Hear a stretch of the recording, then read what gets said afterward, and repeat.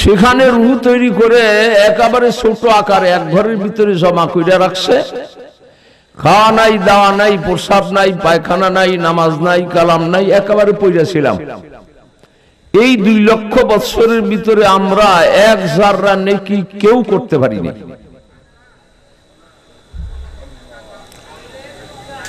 বুঝেননি?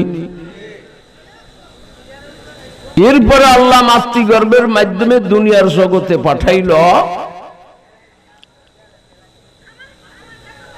কিছুদিন পরে ইচ্ছায় অনিচ্ছায় এবার আর একটা জগতে যাওয়া লাগবে, কবরের জগৎ, যাকে আলমে বারজাখ বলা হয়। আমি ওয়ারাইহিম বারজাখুন ইলা ইয়াউমি ইউবাসুন।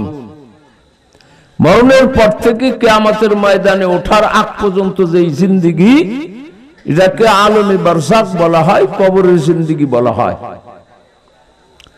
কবরের জিন্দেগিতে সবচেয়ে যে ব্যক্তি কম থাকবে সে থাকবে 40,000 বছর, আর যে বেশি থাকবে সে থাকবে প্রায় 2 লক্ষ বছর।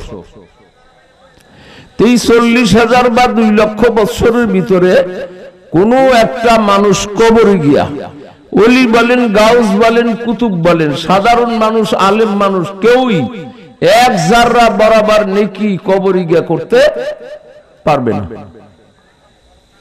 কবরে নেকি করার জায়গা নেই। অথচ দুনিয়ার হায়াতের জিন্দেগির মাত্র একটা সেকেন্ড সময় যদি লাগাইয়া একবার সুবহানাল্লাহ বলেন, কি বলেন, একবার সুবহানাল্লাহ বলতে তো 1 সেকেন্ডের বেশি লাগে না। ঘড়ি ধরে দেখেন 1 মিনিটে 60 বার সুবহানাল্লাহ ভালোভাবেই বলতে পারবেন। তা বাগে পড়লো 1 সেকেন্ড। 1 সেকেন্ড সময় ব্যয় করে কেউ যদি একবার সুবহানাল্লাহ বলে, আল্লাহর রাসূল ফরমান, তামলাউ মা বাইনাস সামাওয়াতি ওয়াল আরদি, আসমান জমিনের মাঝখানে যে ফাঁকা জায়গা আছে আল্লাহ নেকি দ্বারা ভরপুর করে দিবে।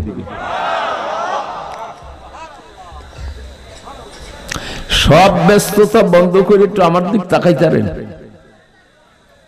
কি কন? পানঠান খাইয়েন না।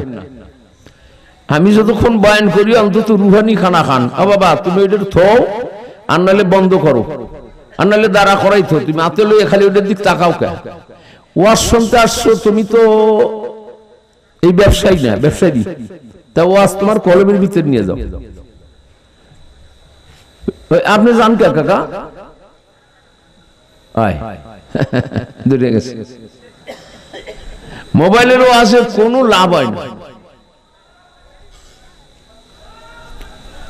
তোবা জান, আমি যেই কথা বলতেছিলাম যে দুনিয়ার জিন্দেগির 1 সেকেন্ড সময় ব্যয় করলে জমিন থেকে আসমান পর্যন্ত নেকি পাওয়া যায়। কিন্তু কবরে গিয়া যদি 40,000 বছর, মনে করেন একটা লোক দুনিয়ায় খুব ব্যস্ত ছিল, ব্যস্ত আছে না? ক্ষেত খামার, ব্যবসা বাণিজ্য, চাকরি নকরি, রাজনীতি, অর্থনীতি, সমাজনীতি, দরবার, শালীন, বৈঠক, চেয়ারম্যানি, মেম্বারি ইত্যাদি ইত্যাদি করতে করতে সারা জীবনে 2 রাকাত নামাজ পড়ারও সুযোগ পায় না। আর তাসবিলে বসবে কখন? কি বলেন? আর দুনিয়াতে দেখেন যে যত বড় তার ব্যস্ততাও তত বড়। কি বলেন? একজন ইউনিয়ন পরিষদের মেম্বার, তার যতটুকু ব্যস্ততা, একজন চেয়ারম্যানের ব্যস্ততা তার চাইতে আরো 20 গুণ বেশি। একজন চেয়ারম্যানের চাইতে একজন এমপির ব্যস্ততা আরো 100 গুণ বেশি।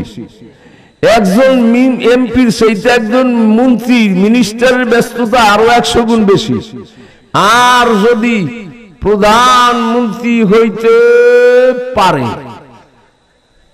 ঘুমাছে। কি বলেন? সবাই ব্যস্ত। আমি বলতেছিলাম এরকম একজন ব্যস্তশীল মানুষ দেখেন, আমি নিজে দেখছি এলাকার ভিতর মাহফিল, আমি তো কিছু কিছু জায়গায় যাই, ওয়াজ মাহফিলে ছোট হোক বড় হোক, তো ওই পোস্টারের ভিতরে, হ্যাম্বেলের ভিতরে ওই এলাকার একজন মিনিস্টার, এলাকার ধন্য ছেলে, কি বলেন, সুছেলে আরো জানি কি কয়, আরে না, তো সেই হিসেবে নাম দিছে, পোস্টারে দাওয়াতও দিছে। তো আমি শেষ বক্তা, আমি আপনাকে দূরের বক্তা হিসেবে আমাকে সময় দিবে 9টার সময় বয়ানে বলছে, আগেই 9টার থেকে 11টা পর্যন্ত বয়ান করবেন, এরপর দোয়া মোনাজাত করে দেবেন শেষ বক্তা হিসেবে। তো এখন 9টা বাইজা কাছাই কাছে গেছে, কয় হুজুর একটু দেরি করেন, উদ্যান অতীতে আসবে, আপনার বয়ানের ভিতরে আসলে আবার ভেজাল বাঁচবে না, তাই সে 2 কথা কইয়া যায় গিয়া। তো 9টার জায়গায় 9:30 বাজছে, 10টা বেজে গেছে, আসে না। অন সবাই কয়ে হুজুর বয়ান শুরু করেন। এই কেবল শুরু করছি, 20-20 মিনিট গেছে, আর তো বু বু বু, বুঝেননি? মন্ত্রীর গাড়ি তো আগে বু, পাশে বু, সনসনা এলাকার চেয়ারম্যান মেম্বার জেলা টুজের সব আইয়া হাজার মানুষ জমা হয়ে গেছে। সরাসরি স্টেজে আইসা আমার সামনে কয়, হুজুর আল্লাহর রাস্তায় বেয়াদবি মাফ করবেন, আমাকে 2 মিনিট সময় দেন। মাইক ছেড়ে দিছি। আসসালামু আলাইকুম। আসার কথা ছিল 8টায়, পারি নাই, কারণ প্রতিমধ্যে 5টা জনসভা করছি, মিটিং করছি, আরো 5টা সামনে আছে, আমার জন্য দোয়া করবেন। আসসালামু আলাইকুম। দেখছেন 2 মিনিট সময়, সে 1 মিনিটই শেষ, কারণ এত ব্যস্ত। দর দুনিয়া কেসি বেগম না বাসদ, আগার বাসদ বনিয়াদ না বাসদ, গমসবিনি সুদে ইস্তেগে ফারেকুন, গম্বায়ামর খলেকা মদকারে কুন। দুনিয়ার ভিতরে ব্যস্ততা ছাড়া কেউ নাই। গম গম গম বুঝেন তো, ব্যস্ততা, পেরেশানি, চিন্তা এরকম আছে সবারই। তবে বাবা, মানুষ জাতি, অন্যান্য প্রাণী, তাদের ব্যস্ততা ইন্তেকালের পরে শেষ হয়ে যাবে, আর মানুষ জাতির আসল ব্যস্ততা শুরু হবে, চিন্তা ভাবনা শুরু হবে ইন্তেকালের পরে। এই যে আইলো, এই যে ধরলো, এই যে রুল দিয়ে ফিরানি শুরু করলো, ওই যে আজকে তো ওরা নির্বিলিয়ানে বই রয়েছে, অনেকে এই ভিডিও করে, এই ব্যবসা করে, নামাজ পড়ে না। ওই নামাজের সময় এটা থুয়ে যে করে, ওরা তো ভালো মানুষ মাশাআল্লাহ, এই মাইখালারা ওই যে আইছে দেন দিয়ে মাশাআল্লাহ কি সুন্দর চেহারা, দ্রব্য শরীর, স্বাস্থ্য ভালো, ওগুলো নামাজ পড়লে কেউ ফিরেইবে, হ্যাঁ পারবো না। কিন্তু দুনিয়ায় তো ধরবে না। এই যে ধরবে কোথায় সামনে আসবে, আমি বলতেছি কথাটা আমি আগে শেষ করে লই, যে দুনিয়ার জিন্দেগি বাবা যতই ব্যস্ততা থাক না কেন, উখরাবি কাজ করাই লাগবে। কি বলে, আখিরাতের কাম করা লাগবে না? আমি কি বলছিলাম, যে এক ব্যস্তশীল লোক সারা জীবনে 2 রাকাত নামাজ পড়ার সুযোগ পায় নাই। যখন 60-70 বছর বয়স হয়েছে, বিছানায় পড়ছে, ছেলে পেলেদেরকে ডেকে বলে, বাবারা মনে হয় বাঁচবো না, এই ফ্যানটা একটু বন্ধ করেন দি বাবা, নাহলে ওদিক দেন ঘুরিয়ে, মনে হয় আমি বাঁচবো না। তো দুনিয়াতে তো ব্যস্ততার কারণে কিছু করতে পারিনি বাবা, আমি মরে গেলে আমার কবরে ভালো একটা জায়নামাজ আর ভালো এক সরা তাসবিহ দিয়ে দিও। জায়নামাজ বিছাইয়া কিয়ামত পর্যন্ত এই তাসবিহ সুবহানাল্লাহ সুবহানাল্লাহ জিকির করব। একবার সুবহানাল্লাহ বললে কত সওয়াব। জিয়াদি সাহেব এসে বৈশাখ বলে গেছে, জজকোট মসজিদের ইমাম সাহেব সত্যিকারই যদি দেয় আর কবর গিয়া যদি সুবহানাল্লাহ সুবহানাল্লাহ কিয়ামত পর্যন্ত যদি পড়ে, নেকি ভাবেনি? পাবে না কেন? এত ভালো করেই কইছে সুবহানাল্লাহ, খালেস দিলে পড়ছে, তখন তো দিলের ভিতর অন্য আর খেয়াল নাই, ওই চিন্তা যে আল্লাহ কখন আসবে। এই ছেলেরা, ওদেরকে ওখান থেকে তাড়াই দেন, দূরে যাইতে বলেন, ওরা তো ওয়াজ নসিহত শুনবে না, খালি গল্প গুজব করবে আর গেন্দাম করবে। ওদেরকে ওখান থেকে সরাই দেন, যান একজন যান, মাহফিল কর্তৃপক্ষ যাও, তোমাদের কথাবার্তা বলার জায়গা আছে বাবা। তোরা যদি ওয়াজ শোনার নিয়ে করি আসতি, তাহলে ভালোভাবে টুপি টাপি মাথায় দিয়ে এখানে এসে বসতি, তোদের ওয়াজ শোনার নিয়ে না। অতএব তোমরা ওখান থেকে সরো, যদি কোনো কথার আওয়াজ পাই তাহলে কিন্তু আরো বেশি শাস্তি দিব তোমাকে। কথা বলবা না। আর যদি বলতে হয় দূরে গিয়ে বইলা কথাবার্তা সাইরা হেরবার আসবা। এখানে থাকলে এরিয়ার ভিতরে সামনে আমার সামনে কেউ কোনো কথাবার্তা বলতে পারবে না। আপনারা নিজেরাও একে অপরের দিক তাকাবেন না, তাকাবেন আমার দিকে। কি বলে? আপনারা তো আলেম মনে করে দাওয়াত দিছে, আমার ভিতরে এলেম থাক আর না থাক মনে করছেন একজন নবীর ওয়ারিসকে দাওয়াত দিছি। কি কন? আপনাদের নিয়ে তো এটা না। আমি ছোট হই আর বড় হই, এই হিসাবে যদি আমার দিক তাকান তাহলে সওয়াব হবে। আর তাকাইয়া ধ্যান খেয়ালের সহিত কথাবার্তা শুনলে তার যে আজমত গুরুত্ব দাম হবে, এদিক সেদিক খেয়াল থাকলে কি সেই গুরুত্ব হবে বাবা? যতটুকু শোনেন, শোনার পর যদি চাইতে মিটে যায় বলে দিয়ে যে হুজুর এখন বন্ধ করেন, মাশাআল্লাহ। আমি কি বলছিলাম দেখেন, আমি একটা বাংলা কিসসা কই। বাংলা মানে এটা কোরআন হাদিসের কথা না, আগেরটাও তো বলছি। তাই আমি এক বক্তার মুখে শুনছি, তাই আপনাদের শুনে হাসা মিশা বলতে পারবো না। যদি কেউ জিজ্ঞাসা করে কোন কিতাবে পাইছেন হুজুর, তাহলে আমি কইতার কিতাবের নাম বলতে পারবো না। তো এটা বাংলা কিসসা যে আল্লাহর বান্দা গোরস্থানে ভাগ দেওয়া যাইতেছে, তো কোরআন তেলাওয়াতের আওয়াজ শুনতেছে, এদিক ওদিক তাকায় মানুষ দেখে না। পরে দেখে যে ভাঙ্গা একটা পুরানো কবর, অনেক পুরানো, তার ভিতরে তরু তাজা একটা লাশ, কাফনের কাপড়ও দপদপ সাদা, সেই অবস্থায় মুখ লুটতেছে, সেখান থেকে কোরআন তেলাওয়াতের আওয়াজ শোনা যাইতেছে। এই দেখেন, এই দেন, আপনারা কিন্তু দেখেন নাই। আমি যে বলছি আমি তো দেখি নাই, আমি তো আগেই কইছি, এক বক্তার মুখে শুনছি। আপনারা তিনজনের মাথায় শুইনা যদি সুবহানাল্লাহ বলতে পারেন, যেই লোকটাই দৃশ্যটা দেখছে সে কিছু বলে নাই, সেও দেখে সুবহানাল্লাহ বলে ফেলাইছে জজবায় জোরে। অমনি কবরের ভিতর থেকে ডাক দিয়ে বলতেছে, ভাই খোদার কসম দিয়ে বলি, তোমার ওই একবার সুবহানাল্লাহর সওয়াব আমাকে দিয়ে যাও।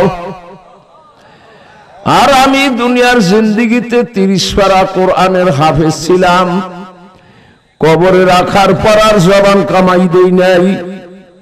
12 বছর আমি কবরে শায়িত, রাত দিন 24 ঘন্টা কোরআন শরীফ তেলাওয়াত করেছি, 12,000 বার খতম করেছি। কিন্তু বাবারে, আমার এই 12,000 বার কোরআন খতমের সওয়াব তুমি নিয়ে যাও, আর তোমার ওই একবার সুবহানাল্লাহর সওয়াব আমাকে দিয়ে যাও। লোকটা আরো আশ্চর্য, ভাই কেন কেন ভাই কেন? একবার সুবহানাল্লাহ পড়ার কতটুক সওয়াব পাইলাম, কোরআন শরীফ তেলাওয়াতের কত সওয়াব।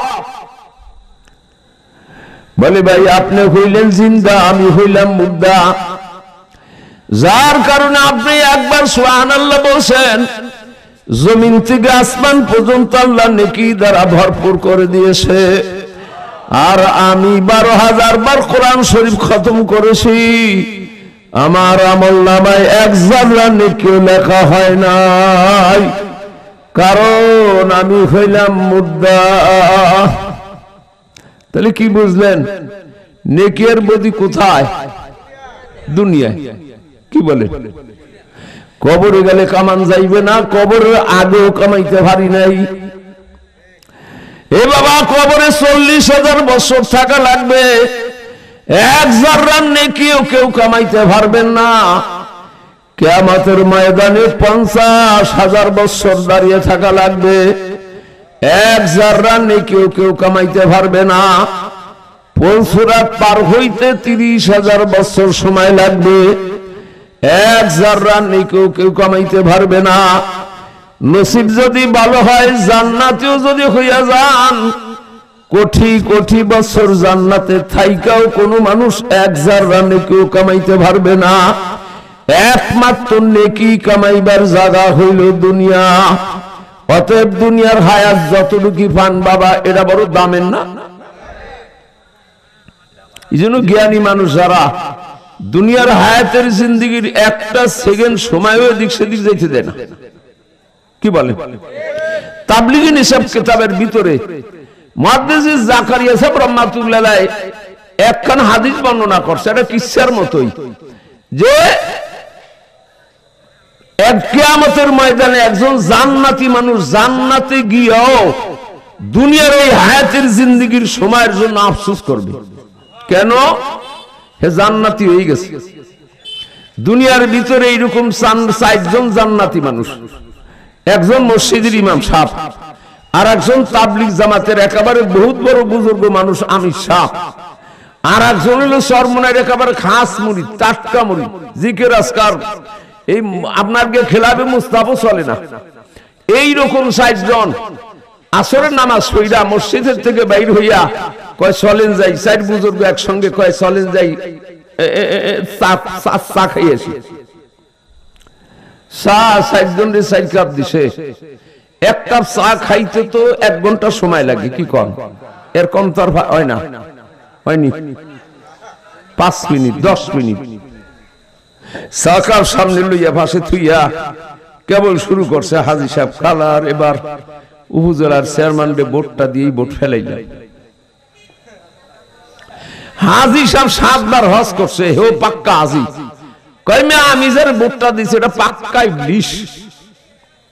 ইমাম সাহেব কয় কইেন না, আমি ভোটটা দিতে চাইছিলাম এক জায়গায়, কিন্তু এই শয়তানটারে ভোটটা দিয়ে আমার ভোটটা নষ্ট করছি। আচ্ছা এর দরকার আছে?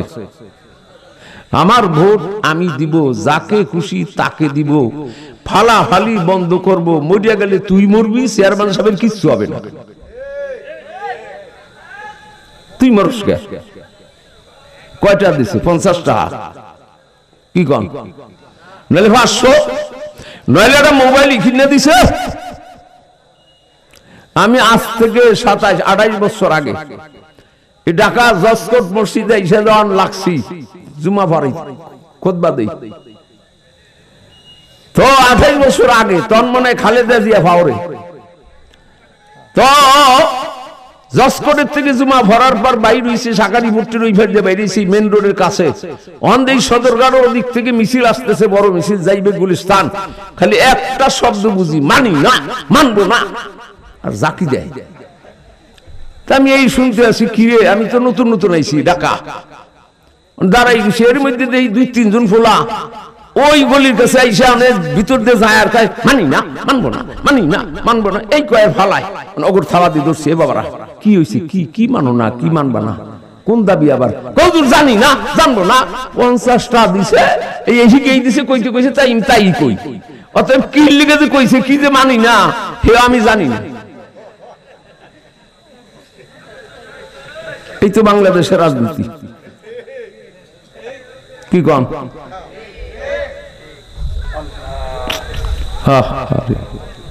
তো যাই হোক, তো এইরকমই তো অনেকে এই 4 জনে কথা কইতে কইতে প্রায় মাগরিবের সময় কাছে গেছে, এত ঠান্ডা হয়ে গেল, তাড়াতাড়ি খান।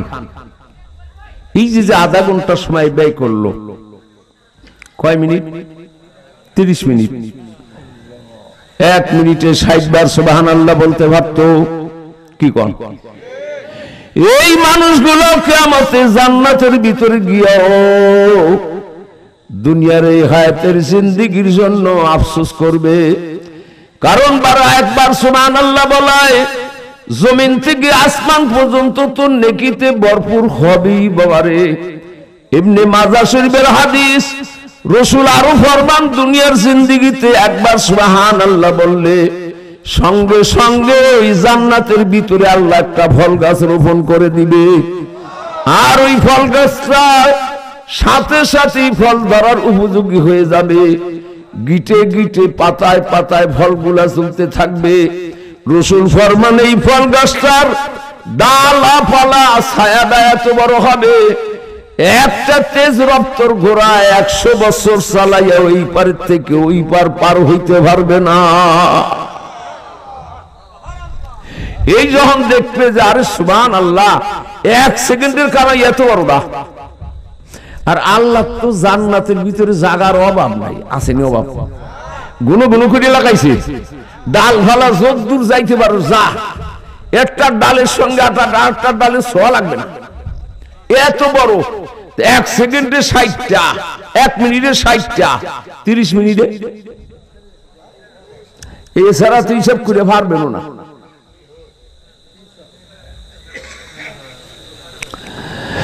जिंदगी मकसूद बारे बंदगी जिंदगी बे बंदगी शर्मंदगी बाबारे दुनियार ज्ञानी गुणी मानुष যারা তারা দুনিয়ার জিন্দেগীর একটা সেকেন্ড সময় এদিক সেদিক যাইতে দেয় না বাবারে মিয়াজি নূর মোহাম্মদ জানজানি রহমাতুল্লাহ আলাইহি তার বাড়ি ছিলেন ভারতে জানজানা থানা তখন অখণ্ড ভারত ছিল বাংলা পাকিস্তান সব এক ছিল ভারত এক রাষ্ট্র এমনকি বাংলা বিহার উড়িষ্যা সব ছিল এক রাষ্ট্র বিশেষ করে উলামায়ে কেরাম বেশি ব্রিটিশ বিরোধী আন্দোলন করছে বিশেষ করে একটা বিরাট আন্দোলন হইল ব্রিটিশ বিরোধী উলামায়ে কেরাম নেতৃত্ব দিছে বাবারে ঘটনাক্রমে বিশেষ করে বালাকোটের যুদ্ধে পরাজয় হয়েছে লম্বা চূড়া কথা সংক্ষিপ্ত কইতেছি এইটা আমার উদ্দেশ্য না ব্রিটিশ সরকার আইসা ভারতবর্ষের ঘাড়ের পরে সইটা বসলো আবার নতুন কইরা জুলুম অত্যাচার শুরু করলো উলামায়ে কেরামদের নামে গ্রেফতারি পরোয়ানা হুলিয়া জারি করলো যে আলেমরাই এই যুদ্ধ চালাইছে মিয়াজি নূর মোহাম্মদ জানজানি রহমাতুল্লাহ আলাইহি রাতারাত হিজরত করে রাতের অন্ধকারে পালাইয়া তিনি চলিয়া গেলেন মক্কায় বাকি জিন্দেগি তিনি মক্কায় ছিলেন বাবারে তার যত টাকা পয়সা ছিল সব দুনিয়া এই দেশের থেকে এক ব্যাগে লইয়া সেই সৌদিতে গেছে ওই টাকা পয়সা গুলা একটা থলির ভিতরে থাকতো হাটে বাজারে যখন যাইতো ওই থলিটা হাতে লইয়া যাইতো আমাদের তো নিয়ম 50,000 টাকা আছে বাজারে যেই কয়টা লাগবে 2,000 4,000 5,000 নিয়ে বাকিরা কিন্তু তৎকালীন কাঁচা টাকা তারপরও ব্যাগে করে লই যেত বাজারের ব্যাগ আলাদা নিত দোকানদারকে জিজ্ঞাসা করছে ভাই চাল কত 10 টাকা মনে করেন এর দাম ডাল কত 20 টাকা আলু কত 10 টাকা বলে ঠিক আছে এই ব্যাগের ভিতর বইরা দেন বাজারে ব্যাগে জিজ্ঞাসা করছে কত হইছে ভাই 40 টাকা বলে ঠিক আছে টাকাটা আপনি গুনে নেন ওই টাকার থলি ধরিয়ে দিত অন্যান্য মানুষ আশ্চর্য হুজুর চিনি পরিচিত মানুষ আপনি টাকার থলিটা ধরে দোকানদার হাতে দিয়ে দিলেন আপনি গুনে দেন না কেন কয় বাবা আমি যদি গুনতে যাই তাহলে ডাবল গুনাহ হবে একবার আমি গুনে দিব আর একবার দোকানদারে গুন্না বুঝ করে নিব বুঝ ছাড়া তো নিবে না তার সাথে আমি দোকানদারকে বিশ্বাস করে টাকার থলিটা তার হাতে দিয়ে দিলাম সে যতক্ষণ 40 টাকা গুনবে ততক্ষণ আমি 40 বার সুবহানাল্লাহ বলতে পারবো আর একবার সুবহানাল্লাহর দাম এইরকম কোটি কোটি বস্তা টাকার চাইতেও বেশি বাবারে দুনিয়ার হায়াতের জিন্দেগীর সময়ের গুরুত্ব দিছে কত বাবা ও বাবা তেনার কোন ছেলে সন্তান ছিলেন না বৃদ্ধ মানুষ নিজে একাই বাজারে যাইতেন সপ্তাহে একদিন বা 2 সপ্তাহ পর একদিন বাজারে যাইতেন ব্যাগ ভুইরা লইছে সদাই ব্যতি 2 ব্যাগ ভুইরা বোঝা 3টা হইছে টাকার ব্যাগও ওজন কম না কি কোন কাঁচা টাকা 100 টাকায় তৎকালীনের মানে বাংলা মাপের 100 হয় যদি 1000 হয় 10-12 হইছে না এটা অতে এক চিন্তাই খালি ডাকায় খেয়াল করছে হুজুর এই দেখতে টাকা দেয় যে টাকার থলি তো সিন্ধুকে আটকাইয়া ঘরের দরজা বন্ধ কইরা রাইখাও আমাদের তারনায় রাখতে পারে না আর আমাদের চোখের সামনে দিয়ে ঝুলি লই যাব টাকা একজন লাগছে মাত্র অন্য কারে বাগ দিব না একাই নিয়ে যাব বুড়া মানুষ পিছন লাগছে যাইতে যাইতে বাসার কাছে গিয়ে সিপা গলিতে ঢুকছে পাশে গিয়ে টাকার থলিটা থাবা দিল এই দৌড় দিছে হুজুর একটা নজর দেখা একটু মুস্কি হাসি দিয়া বাকি 2টা ব্যাগ সদাই ব্যতি এলিয়ে রওনা করছে এক যুবক ছেলে কয় হুজুর আপনি কান্না করলেন কি করলাম বাবা আপনার টাকার থলি লয়ে গেল আমি কি করব কয়েকটা চিৎকার দিবেন লোকজন আসবে ওরে মারবে ধরবে পিটাবে টাকার থলিও ভাবেন ওর বিচারটাও ঠিক মতো হইবে কয় বাবা যতক্ষণ এই ভেজাল করব ততক্ষণ সুবহানাল্লাহ জিকির করব। একবার সুবহানাল্লাহর দাম এইরকম কোটি কোটি বস্তা টাকার চাইতেও বেশি। হুজুর এই বইলে ব্যাগ লয়ে গেছে বাসায় চইলা, এদিকে ছিনতাইকারী ডাকাত দৌড় দিছে। একটু যাওয়ার পরই ঠাস করে এক অলের সঙ্গে লাগছে কপালে, কপাল ভাঙ্গা সারা পর্যন্ত ভাঙ্গে গেছে, রক্ত দরদরে ভরে। দেখা বাম দিকে ওয়াল ফেলাইয়া আবার সামনে দৌড় দিছে, আবার লাগছে আর একটার সঙ্গে। কিছু দেখে না, কিন্তু হঠাৎ করে ওয়াল আইসা ঠিকে যায়। এবার যেদিকে দৌড় দেয় সেদিকে ওয়াল, কপাল ভাঙছে, লাখ ফাটছে, দাঁত ভেঙ্গে পড়ছে। চোরার ভিতর অনুভূতি আসছে, মাবুদ গো আমি কার টাকার থলি লইয়া দৌড় দিছি।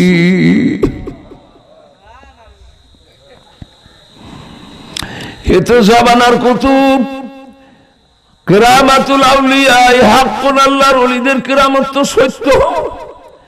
আমি কোথায় যাব বাবারে?